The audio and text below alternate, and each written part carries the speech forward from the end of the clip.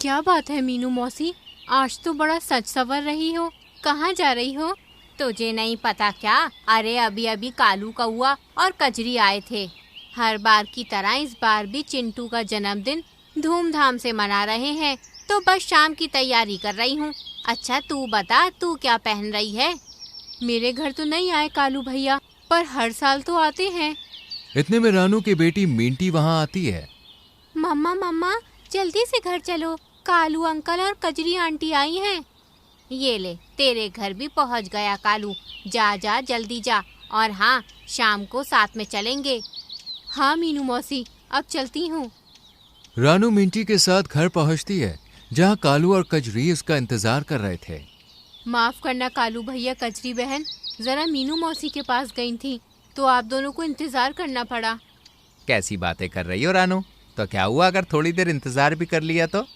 हाँ रानू बहन, तुमने तो हमारी कितनी बार मदद की है। खैर, यहाँ हम अपने बेटे चिंटू के जन्मदिन का न्योता देने आए हैं।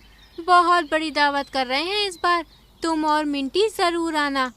हाँ, मुझे पता चला मीनू मौसी से। तुम बिल्कुल चिंता मत करो कजरी बहन, मैं और मिंटी पहुँच जाएंगे। अच्छा रानू, अब हम चलते हैं, अभी बाकी सबके यहाँ भी जाना है। कालू और कजरी न्योता देकर चले जाते हैं। वाह, आज तो दावत मिलेगी मम्मा, मजा आएगा। हाँ बेटा, बहुत मजा आएगा। अब चलो पहले बाजार चलते हैं, चिंटू के लिए कोई गिफ्ट भी तो लाना पड़ेगा ना। रानू और मिंटी गिफ्ट लेने के लिए निकल पड़ती है। दूसरी तरफ कालू और कजरी मोंटू मोर के घर जाते हैं। अरे कालू, आओ आओ, कजरी भाभी भी आई हैं। आए तो हैं, पर हम इस बार भी नाराज हैं। मोंटू भैया, आप अच्छी सी लड़की देखकर शादी क्यों नहीं कर लेते? देखो तो घर कितना गंदा पड़ा है। अरे भाभी, आप भी ना। सही तो कह रही है कजरी, तुम इतने आलसी हो। कम से कम हमारी भाभी जी तो इस घर को संभाल लेंगी। ठीक है कालू, सोचता हूँ, पर तुम बताओ कैसे आना हुआ? सब ठीक तो है? मुझे मालूम था कि तुम भूल जाओगे। अरे भाई, चिंटू का जन्मदिन है, न्योता देने आया हूँ, शाम को समय से पहुँच जाना। अरे हाँ, मैं तो सच में भूल ही गया। आज का दिन तो भाई बहुत खास है। तुम चिंता मत करो, मैं पहुंच जाऊंगा। और भाभी, इस बार भी पकवान अपने हाथों से ही बनाइएगा। आपके हाथों में जादू है सच में। कालू और कजरी सभी को न्योता देकर अपने घर चले जाते हैं। मम्मा, इधर आओ ना, मैं तो समझ ही नहीं पा रहा हूँ कि आज रात कौन से कपड़े पहनूं। आपने तो मुझे इतने सारे कपड़े दिला दिए हैं, अब मैं बहुत परेशान हूँ कि क्या पहनूं।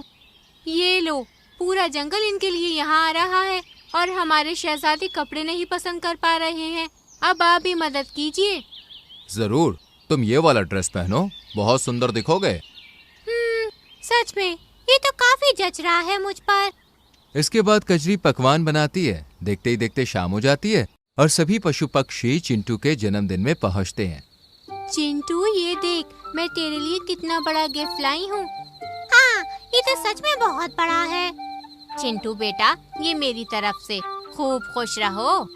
शुक्रिया मीनू मौसी, आप बहुत अच्छी हैं। एक के बाद एक सभी चिंटू को गिफ्ट देते हैं और फिर खाना खाकर जमकर नाचते हैं, गाते हैं और खूब मस्ती करते हैं। चिंटू, मैं तो इस बार डांस करके बोर हो गई। चलना, मौसम बहुत अच्छा हो रहा है, कहीं बाहर चलते हैं। बात तो ठीक है, पर मम्मा नहीं जाने देंगी। अरे पूछ के तो देख, अंकल आंटी मान जाएंगे। अकेले अकेले घूमने का प्लान बना रहे हो? मैं भी चलूंगा। वैसे भी यहाँ सब बड़े लोग हैं, हम बच्चों का क्या काम। तो चलो चलते हैं। तुम लोग इतना कह रहे हो तो ठीक है, मैं मम्मी पापा से पूछ कर आता हूँ। चिंटू कजरी और कालू के पास जाता है और पूरी बात बताता है। नहीं बेटा, अभी रात का माहौल है और बाहर मौसम भी खराब है। तुम अभी छोटे हो, इसलिए अभी हम तुम्हें बाहर नहीं भेज सकते। पापा बिल्कुल ठीक कह रहे हैं चिंटू, तुम ऐसा करना, कल दिन में चले जाना। अरे पर मेरा मन है, और मैं इतना भी छोटा नहीं हूँ, बड़ा हो गया हूँ। वाकई बहुत बड़े हो गए हो, पर इतने नहीं कि रात में घर से बाहर जा सको। पर आप हर बार मना करते हैं, क्यों? मैं जा रहा हूँ। जिद नहीं करते चिंटू, चलो अब तुम जाके अपने दोस्तों के साथ खेलो। मेहमान आए हैं, हमें उनका भी ध्यान रखना है। मेहमान? पर मेरी बात तो सुनिए। नहीं सुनी, कोई बात नहीं, मैं तो जाऊंगा बाहर, और जरूर जाऊंगा। कालू और कजरी के मना करने के बाद भी चिंटू, मिंटी और पीकू बाहर चले जाते हैं। वाह, कितना मजा आ रहा है। हाँ, कितनी अच्छी हवा चल रही है, पर चिंटू तेरा मूड क्यों खराब है? छोड़ ना, हम थोड़ी देर में घर लौट जाएंगे, फिर अंकल आंटी भी कुछ नहीं कहेंगे। वो बात नहीं है, मम्मी पापा मुझे अकेले कहीं नहीं जाने देते। अरे अब मैं बड़ा हो गया हूँ, फिर भी। इतने में तेज बिजली की गड़गड़ाहट के साथ जोरदार बारिश शुरू हो जाती है। अरे नहीं, बारिश, अब क्या करें? किसी पेड़ के नीचे बैठते हैं। तीनों एक पेड़ की तरफ मुड़ते हैं पर पेड़ गिर जाता है। अरे नहीं, ये पेड़ तो गिर गया। ऐसा ना हो कि हम जिस पेड़ पर बैठे हैं वो भी गिर जाए। हमें कुछ और सोचना होगा। दिख गया दोस्तों, वो देखो, वहाँ से थोड़ी रोशनी आ रही है। लगता है किसी का घर है। चलो चलकर मदद मांगते हैं। तीनों दोस्त उस घर की तरफ जाते हैं। मुझे तो डर लग रहा है कि कहीं ये भूत का घर तो नहीं। तू बिना कुछ भी मत कह, मुझे और डर लग जाएगा। अरे तुम दोनों क्यों डरते हो? मैं हूँ ना, मम्मी कहती है मैं बहुत बहादुर हूँ। तुम यहीं रुको, मैं अंदर देखता हूँ, कोई हो तो। चिंटू अंदर जाता है। घर में एक दिया जल रहा था। 3 घोंसले थे, लेकिन घर पूरी तरह से खाली था। दोस्तों जल्दी अंदर आओ, यहाँ तो कोई नहीं है, घर पूरा खाली है। ऐसे कैसे? जरूर यहाँ जो रहता हो वो कहीं बाहर गया होगा। मुझे भी लगता है हमें यहाँ पे नहीं ठहरना चाहिए। तो कहाँ जाएंगे? बारिश देखी है, ऐसा करते हैं बारिश थमने तक यहीं रहते हैं।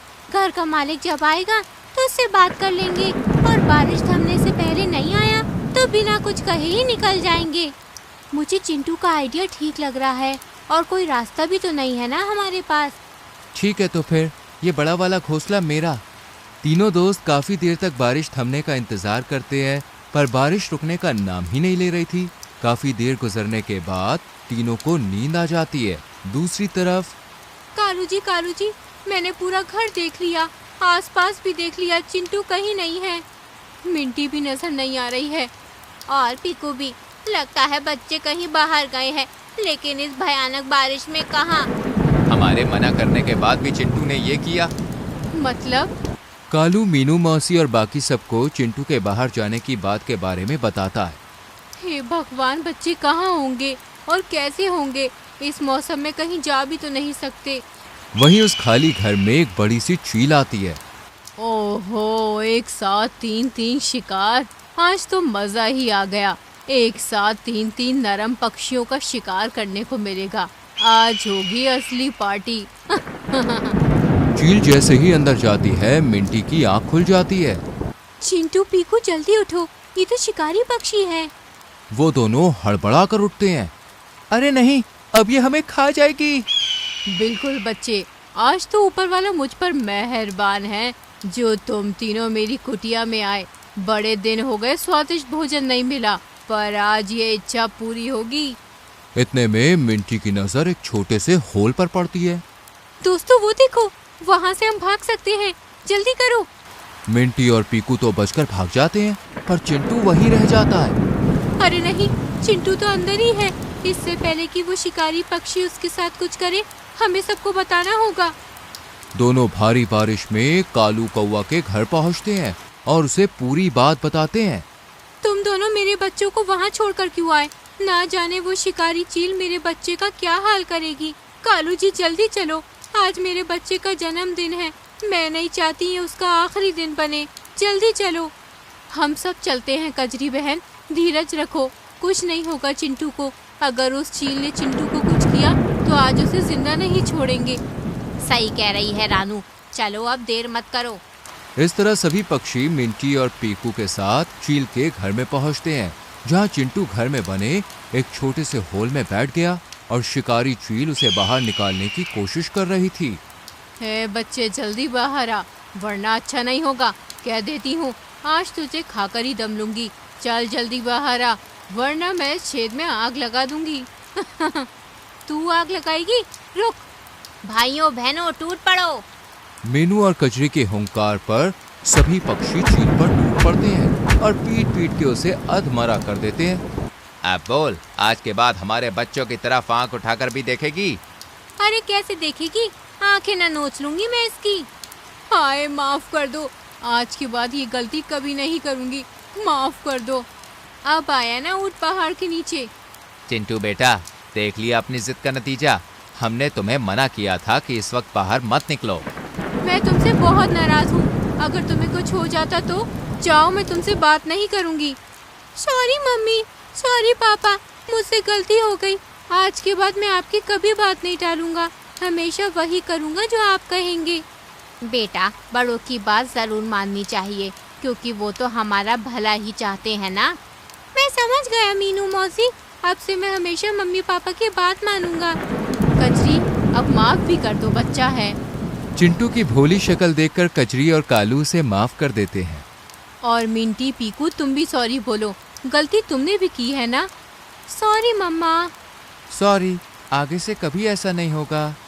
इस तरह चिंटू का जन्मदिन खुशी खुशी बीत जाता है और चील को सबक सिखाकर सभी अपने अपने घरों को लौट जाते हैं।